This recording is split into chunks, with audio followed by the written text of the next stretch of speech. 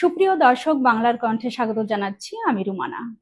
আমাদের সাথে রয়েছেন আজকের অতিথি, সাতক্ষীরা 2 আসনের বিএনপি থেকে মনোনয়ন প্রত্যাশী এবং যেটা না বললেই না, যিনি জ্ঞান, বিনয় এবং সততা ও মানবিক গুণে গুণান্বিত একজন ব্যক্তিত্ব, সাতক্ষীরা দেবহাটা উপজেলার পারুলিয়া সর্দারবাড়ি কৃতি সন্তান জনাব শফিকুল ইসলাম সাহেব। তিনি একাধারে সাবেক জাতীয়তাবাদী ছাত্রদলের পক্ষে দুদু রিপন পরিষদের সাহিত্য সম্পাদক পদে নির্বাচন করেছেন। সাবেক সংসদ উপনেতা ও রাষ্ট্রপতি অধ্যাপক AQM বদরুদ্দোজা চৌধুরীর সহকারী একান্ত সচিব, সাবেক গৃহায়ন ও গণপূর্ত প্রতিমন্ত্রীর সহকারী একান্ত সচিব, বর্তমানে ঢাকা এমিনেন্স কলেজের গভর্নিং বডির চেয়ারম্যান এবং বর্তমানে পল্লী কর্ম সহায়ক ফাউন্ডেশন PKSF এর সাধারণ পরিষদের সম্মানিত বোর্ড মেম্বার। আসসালামু আলাইকুম। কেমন আছেন স্যার? বাংলার কণ্ঠ থেকে আপনাকে স্বাগত। আমরা জানতে পেরেছি আপনার এলাকা থেকে গণসংযোগ শেষ করে ঢাকা এসেছেন এবং জনগণের ব্যাপক সাড়া পেয়েছেন। এ ব্যাপারে আমরা কিছু জানতে চাই। আমাকে আমন্ত্রণ জানানোর জন্য আপনাকে ধন্যবাদ। আমি এলাকাতে গিয়েছিলাম, ব্যাপক গণসংযোগ করেছি।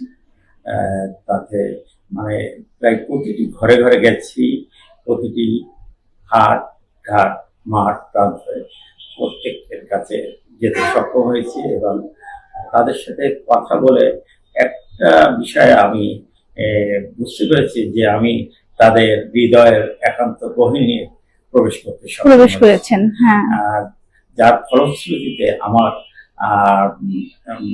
সাহস একটু বেড়ে গেছে। আমার বিশ্বাস, যদি বাংলাদেশ জাতীয়তাবাদী দলের পক্ষ থেকে নমিনেশন পায়, ইনশাল্লাহ আমি জয়লাভ করব বলে আমার বিশ্বাস। স্যার, আরেকটা প্রশ্ন, বিএনপি থেকে যদি মনোনয়ন পান তাহলে এলাকার উন্নয়নের জন্য কি কি উন্নয়নমূলক কর্মকাণ্ড করতে চান? হ্যাঁ, এটা একটু ভালো প্রশ্ন করেছেন। সেটা হলো, আমি যদি নমিনেশন পাই এবং নির্বাচিত জনগণের, আমার এলাকার জনগণের ভোটে নির্বাচিত হতে পারি, তাহলে আমার কয়েকটি উদ্দেশ্য আছে। আমি জনগণের পাশে গিয়ে দাঁড়াতে চাই, কারণ আমার জেলা সাতক্ষীরা জেলা অত্যন্ত অবহেলিত একটি জনপদ। এই জন্য প্রায় বাংলাদেশের সর্বত্র সব জেলাতেই গ্যাস সঞ্চালন লাইন আছে, কিন্তু আমাদের সাতক্ষীরাতে গ্যাস সঞ্চালন লাইনটা নাই। মানে সেটা আপনি করতে চান? সেটা আমি করতে চাই। দ্বিতীয়ত, বাংলাদেশের অধিকাংশ জেলাতে রেল লাইন, ট্রেন লাইনটা আছে, কিন্তু আমাদের সাতক্ষীরাতে মানে ওখানেও রেল লাইন করতে চান? করার ইচ্ছা যদি নির্বাচিত হতে পারি। দ্বিতীয়ত, আমাদের সাতক্ষীরা সুন্দরবনের জন্য প্রসিদ্ধ একটি এলাকা। আমাদের এই সুন্দরবনকে নিয়ে আমরা একটি প্রসিদ্ধ ট্যুরিজম স্পট তৈরি করতে পারি। আমার আরেকটি ইচ্ছা, আমাদের সাতক্ষীরা জনগণের মানুষের প্রাণের দাবি, সেটা হলো বিমানবন্দর করে দেওয়া।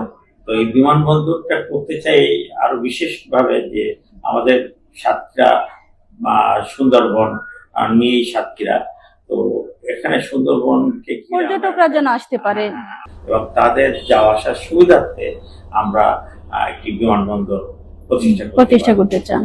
দ্বিতীয়ত, আমাদের সাতক্ষীরা আমের জন্য খুবই প্রসিদ্ধ একটি এলাকা।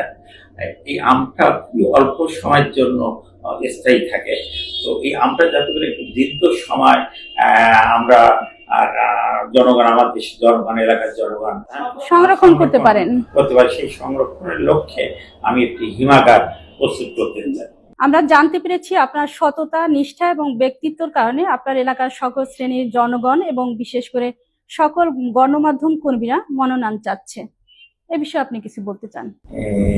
এলাকাতে জনসংযোগ কালে আমি যেটা আগেই বলেছি, যে ব্যাপক একটা সাড়া পেয়েছি এবং সর্ব শ্রেণী পেশার জনগণকে আমি পাশে পেয়েছি। বিশেষ করে গণমাধ্যম কর্মীরা আমাকে ভীষণভাবে সহযোগিতা করছে এবং তাদের জনগণের পাশাপাশি তাদেরও প্রত্যাশা, যদি আমি নমিনেশন পেয়ে নির্বাচিত হতে পারি, তাহলে এলাকার উন্নয়ন অনেকাংশে বৃদ্ধি পাবে, উন্নয়ন হবে। যেহেতু তারা জানতে পেরেছে আমি সৎ এবং নির্লোভী একজন ব্যক্তি, আমি যদি নির্বাচিত হতে পারি, তাহলে সেক্ষেত্রে জনগণের এবং এলাকার উন্নয়নের ব্যাপক পরিবর্তন ঘটবে। যেহেতু আমি সৎ, আমার অন্য কোনো লক্ষ্য নাই, আমার একমাত্র লক্ষ্য এলাকার উন্নয়ন। যেহেতু আমার এলাকা অত্যন্ত অবহেলিত, তো আমার প্রত্যাশা থাকবে আমি আমার সততার মাধ্যমে আমি যেন আমার পরিপূর্ণ যেটা আমি আমার এলাকার জনগণের জন্য ব্যয় করতে পারি এবং এলাকার উন্নয়নের ক্ষেত্রে আমি একটি ভূমিকা রাখতে পারি। স্যার, সাতক্ষীরা 2 আসনের জনগণের উদ্দেশ্যে কিছু বলেন। আমি